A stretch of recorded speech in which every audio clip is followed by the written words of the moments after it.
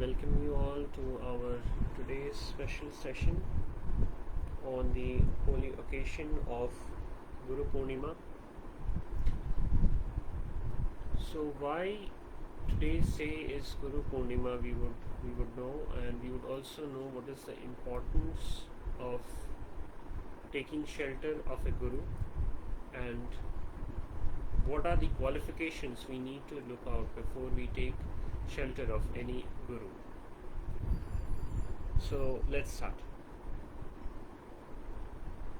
So as we understood that today is a Purnima Tithi, which is the moon is on its peak, and the importance of a moon is that it dispels darkness. It gives out light, it gives out nourishment, it nourishes one, it soothes a person. So similarly, a guru is also a guru, or a spiritual teacher is also one who dispels the ignorance of a living being. The guru provides knowledge to a living being through which he can get out of the darkness of this material world. And through this knowledge, he nourishes the disciple, and the disciple who has been wandering through various species in this material universe is soothed by receiving this knowledge, by practicing that knowledge in his life, and finally, when he reaches the perfection, when the disciple reaches the perfection of the knowledge, he goes back to the spiritual kingdom. So in this way, a guru can be compared to a moon, and thus we have seen countless examples of idle students who have taken shelter of Guru. We are reading Bhagavad Gita, where we see how Arjuna was baffled as to what he should do, and thus he took shelter of Lord Krishna. And then we see even when Lord himself appears, he takes shelter of Guru. For example, Lord Krishna he learnt lessons from Sandipani Muni. Lord Ram took lessons from Vashishta Muni and Vishwamitra Muni. So what we should also take shelter of a Guru, because Lord is instructing from his own examples that we cannot move forward towards our ultimate goal without taking shelter of a Guru. And this is not my opinion or someone's opinion. This is the opinion of the Puranas. So let us go through some of the verses which glorifies the importance of a Guru. So this first verse is from a Puran, and it reads, Om Agyana Timirandhasya Jnanam Jana Shalakaya Chakshuru Militam Yena Tasmai Shri Gurave Namaha. So what it means is, so this darkness, this agyana, or this ignorance is compared to a darkness.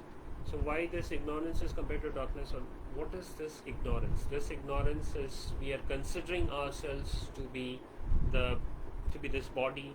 We are considering this temporary shelter of the body and this material world as our permanent home, and this is the ignorance with which we are living, and we are dying. We are striving for, we are fighting for, and this is the ignorance which is binding every living being to this material universe. So this is the darkness of ignorance. So that's why it says Agyana Timir Andhasya Jnanam Jana Shalakaya. Now, a guru is one who dispels this darkness with the help of the knowledge, and he lightens up this knowledge So this jnana shalakaya. Chakshu unmilitam yena. So he opens up the eyes to the reality. The Guru is the one who shows, who teaches us that you have to get out of this material universe. You have to know that you are not this material body, you are the soul. And as a soul, your permanent destination is in the shelter of Supreme Lord. And through this knowledge, through his teachings, he opens our eyes and he gives us this knowledge. So that's why this verse says that the Guru, I respectfully bow down to the Guru, who by opening the eyes and by lighting up the fire of knowledge, he is dispelling the darkness of the ignorance. So this verse was from Skanda Puran. There's another verse from Padma Puran where Lord himself is mentioning that Prathamantu Gurum Puja Tathaischa Mam Archan. So he says that first of all I need to worship the Guru, and afterwards you should worship. So even in many Gaudiya Vaishnava temples, we find that first of all, the first thing in the morning is to do a puja of the Guru, and in ISKCON temples, the Guru Ashtakam is sung. So Prathamantu Gurum Puja Tathescha Mam Archanam Kurvan Siddham Apnoti Hi. So if we first worship the Guru and then we worship the Lord, then we would achieve perfection. The perfection of our life, the supreme goal, that is to get the shelter of the Lord. So only by pleasing Guru, only by following the instructions of Guru, only by worshipping the Guru, we would be able to please Supreme Lord. And that is what he is also confirming, that Prathamantu Gurum Puja Tathescha Mam Archanam Kurvam Siddham Apnotihi Anyatha Nishphalam Bhave. So otherwise all the yajnas, all the worships would be a failure if we fail to recognize the position of a Guru, if we fail to acknowledge the shelter, if we fail to take to a shelter of the Guru, if we fail to acknowledge the teachings of the Guru, everything would be a failure. So it is very important that we take to the shelter of Guru. And then this famous verse from Bhagavad Gita where Lord Krishna says that we need to take shelter of a Guru and you need to serve the Guru and humbly put your questions to the Guru. And this is how you would attain the knowledge, and this is the opinion of the knowers. So tat vidhi pranipatena. Pranipatena is to surrender to a Guru, pariprashnena to question the Guru, and sevaya to serve the Guru. So reading these verses we can understand, we get a glimpse of how important a Guru is, how important is we take to a shelter of a Guru, and thus we should strive to get the association or to get the shelter of a Guru. Now it is all more so important because this human life is a rare precious jewel. Out of 84 lakh species of life forms in this material universe, there is this one precious chance of taking birth in a human life. And in this human life, we can realize this knowledge. We can follow these teachings and try to find a Guru.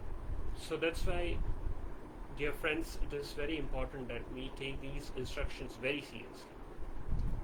Now, once we have understood the importance of taking shelter of a Guru, now we should question that what should be the qualifications of a Guru, or what should be all characteristic traits I should find in that personality whom I can accept as a Guru. So again, scriptures guide us in the correct direction, and there are 5 major principles that you should find in a Guru. So the first one is that the Guru should be a servant of the Lord. Now, the primary position of a Guru is he is connecting the disciple, or he is introducing the disciple to the Supreme Lord. He is taking the disciple by his hand and taking him and leading him through the path, and taking him and making him surrender to the feet of the Supreme.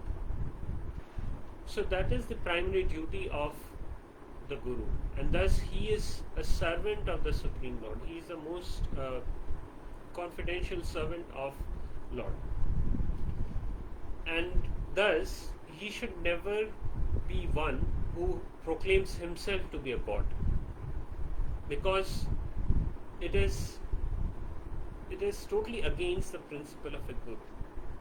Now this particular verse from Guru Ashtakam, it says that Shri Vigrahara Dhana Nityanana Shringara Tanaman Mandira Marjanadam Yuktasya Bhaktamsya Niyanjatopi Vande Guru Shri Charanarvind. So Shri Vigrahara Dhana Nityanana, Shri Vigrahara, so that means the Vigraha or the deity of Lord Vishnu or Lord Krishna are constantly worshipped, and he is the Guru constantly worship the deities of the Lord Vishnu or Lord Krishna, and he engages in the various Sringars of the deity, and he also employs the disciples in doing the same.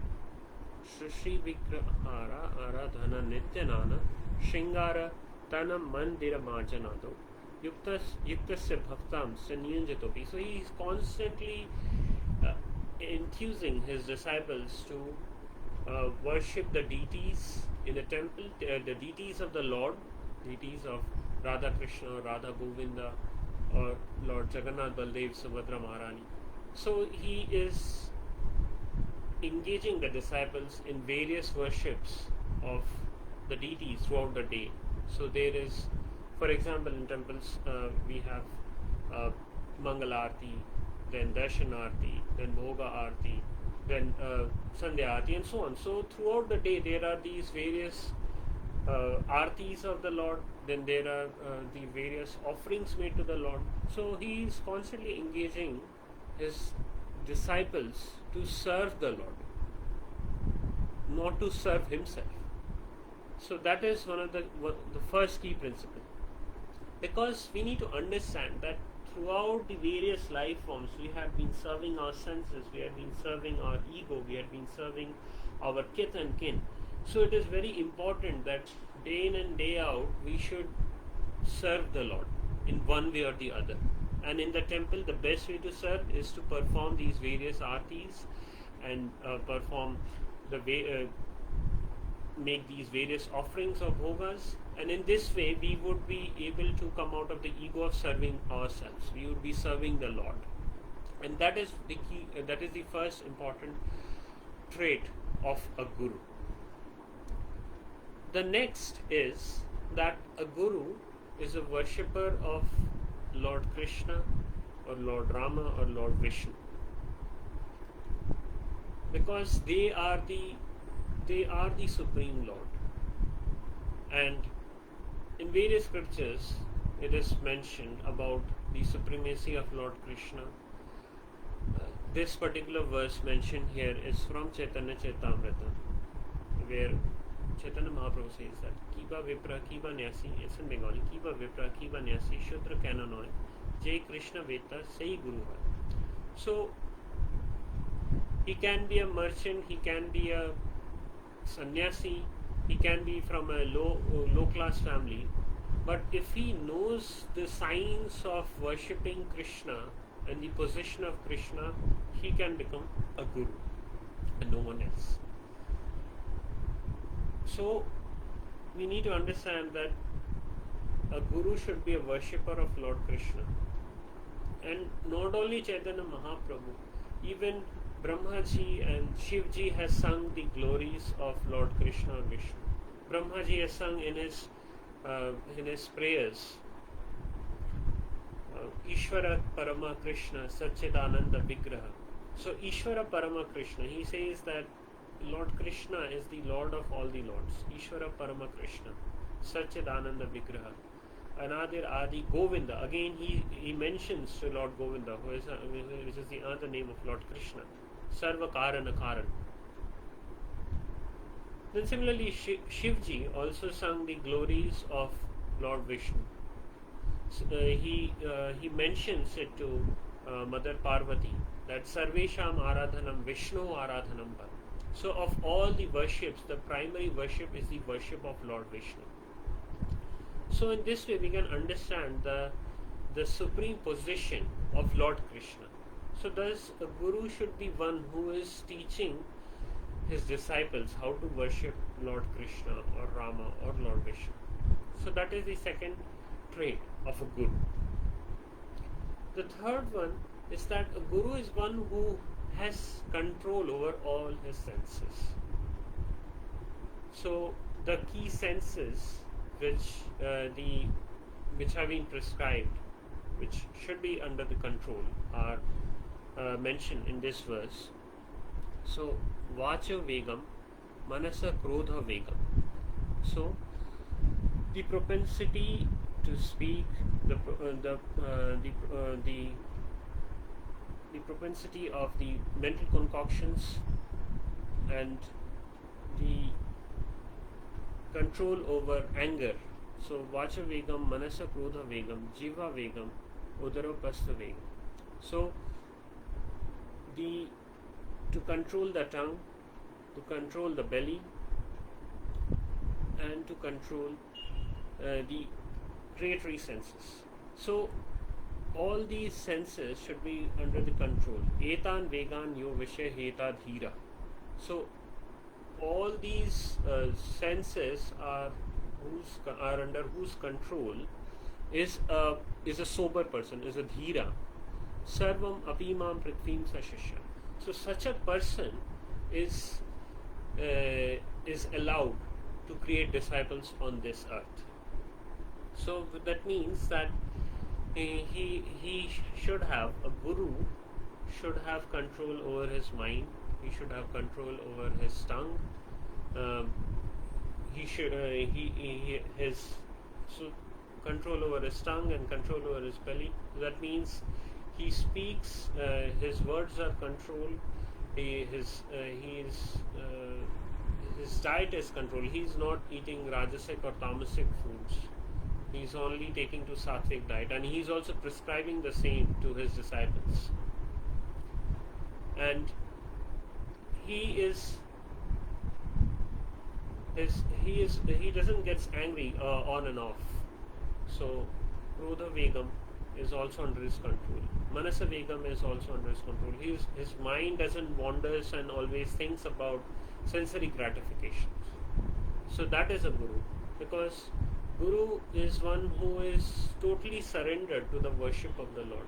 He's totally surrendered about thinking how this knowledge of God consciousness can be spread through all the people of the earth, and thus his mind is always controlled. His senses are always controlled.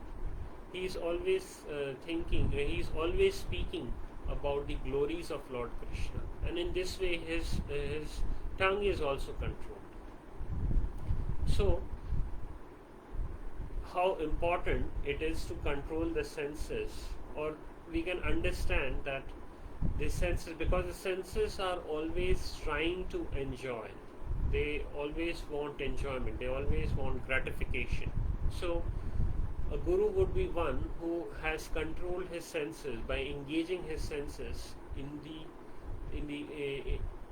the service of Lord. So this is another important trait, that he should be he has control over all his senses.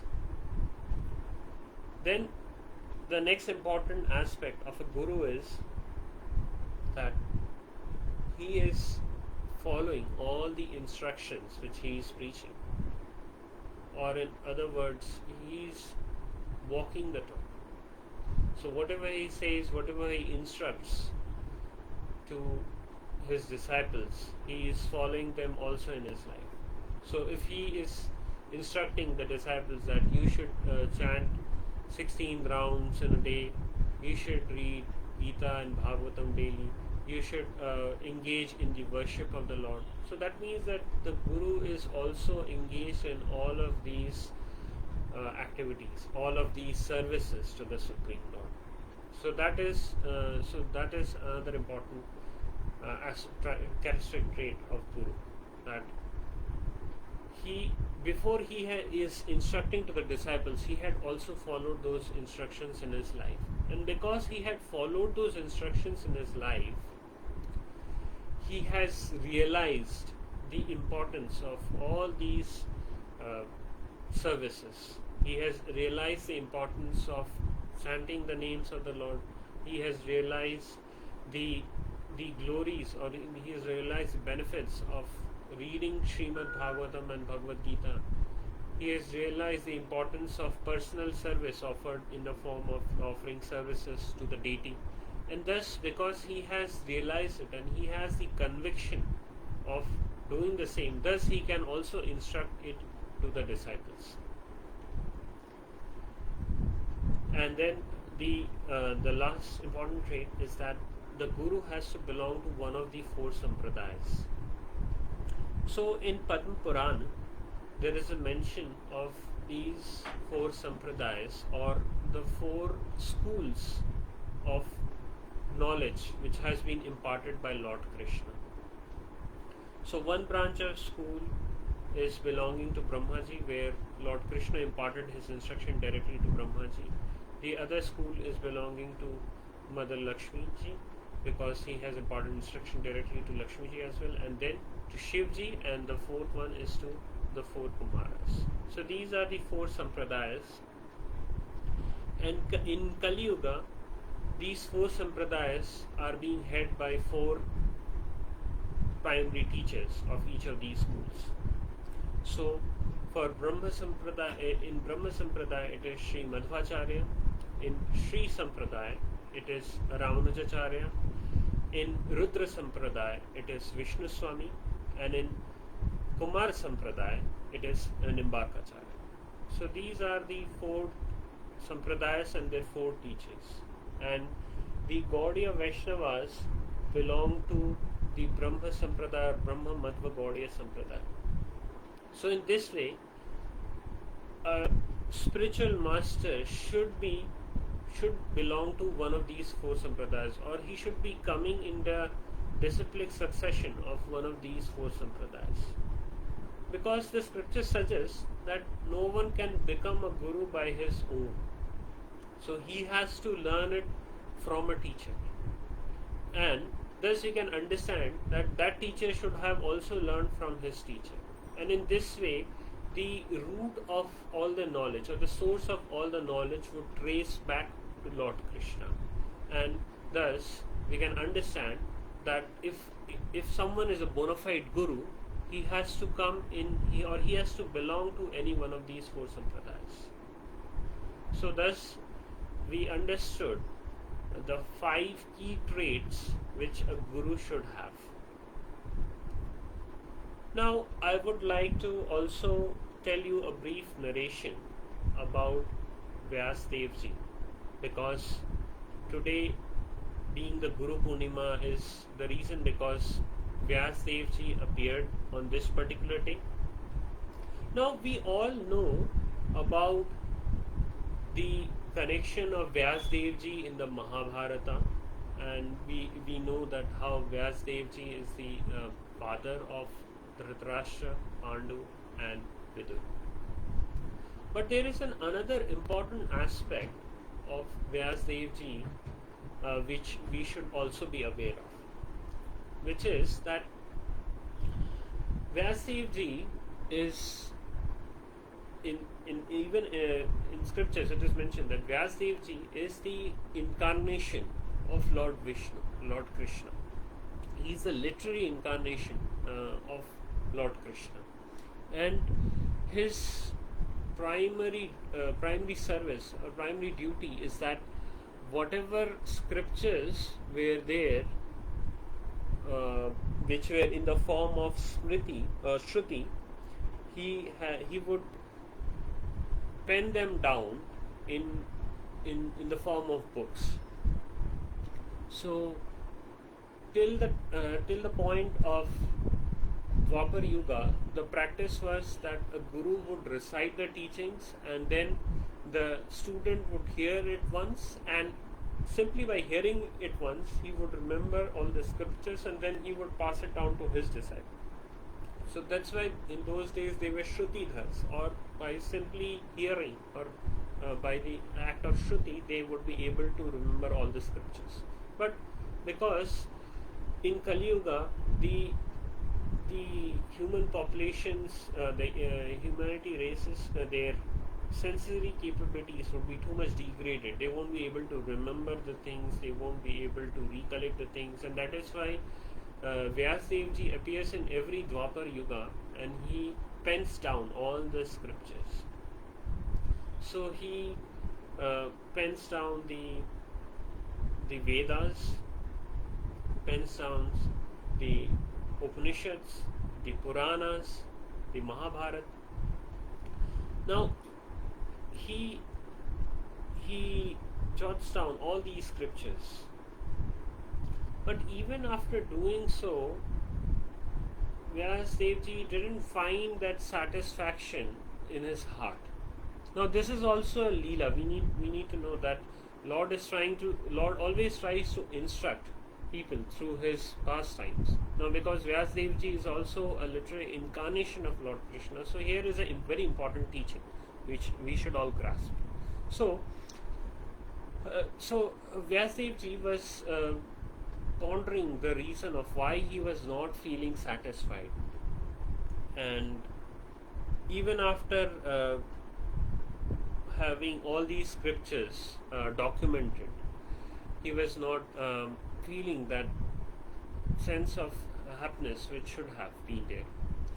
Now at the same point in time, Narad Muni, who is the guru of Vyasdevji, he appeared in the ashram of Vyasdevji, and then Vedvyasji, he questioned to his guru the reason for his dissatisfaction, and then Narad Muni advised that you had penned down all these scriptures, you have penned down Vedas, the Upanishads and Puranas, which are like prescribing everything. So in these Puranas you have glorified Vishnu, you have glorified Shivji, you have glorified Mother Parvati, you have glorified Ganesh, you have glorified everyone, and you have also in the Vedas you have mentioned about all the Karma Kanda chapters, where if you do for example, if you do this yagya, you will get that boon. If you do this yagya, you will be able to go to that universe. If you do this particular tapasya, you will get that result. So you have narrated all these Karma Kanda sections, and you have also mentioned about the glory. You have mentioned about the worship of all the demigods and even the Supreme Lord. You have mentioned everything. Now, by doing this, you would actually confuse the people, because they won't be able to understand that what is this supreme, what is for this supreme benefit, and thus they won't be able to attain the supreme destination, which is to get the shelter of Lord Krishna, Lord Vishnu. So you should pen down a scripture which exclusively glorifies Lord Krishna and the worshipable service of Lord Krishna, and this is how you would be able to give to the common people of Kali Yuga the supreme knowledge, and you would also receive the supreme benefit, or the inner happiness which you are looking for. You will get that by commenting or glorifying glorifying Lord Krishna, glorifying his form, glorifying his pastime, glorifying his pastimes with devotees. So this is how you would also get supreme happiness. Now, if we read these chapters of Bhagavatam, we would also understand, we would also read that how Srimad Bhagavatam, which he narrates or which he writes down after getting this instruction from Narad Muni, is how this is the supreme benefactor. How simply by reading or hearing Srimad Bhagavatam, once all discomforts, all tragedies, all kinds of unhappiness or distress one is going through would be nullified if one hears or reads Srimad Bhagavatam. And in this token instruction, we can understand that whether we are engaged into karma kanda where we are doing some work only to get a result, or we are engaging ourselves in a Gyan Kanda, which is just speculation about this universe and the identity and so on, or whether we are engaged in multifarious worshipping of the various gods and goddesses, demigods and goddesses, we cannot attain satisfaction. We can only attain that supreme satisfaction if we glorify Lord Krishna, or if we hear about the pastimes of Lord Krishna, if we hear about how his devotees have worshipped Lord Krishna, and thus we would receive that supreme happiness, because Lord Krishna is the source or the reservoir of all happiness. He is the reservoir of all pleasures. So if we have that connection, if we rekindle our relationship with Lord Krishna, only then we would be able to attain that supreme satisfaction, that supreme happiness. So through this pastime, we can understand that although Ved Vyasi had written down all these scriptures for the benefit of the mankind, he writes down the Vedas, the Puranas, the Upanishads only for the benefit of the mankind, but still he was not happy.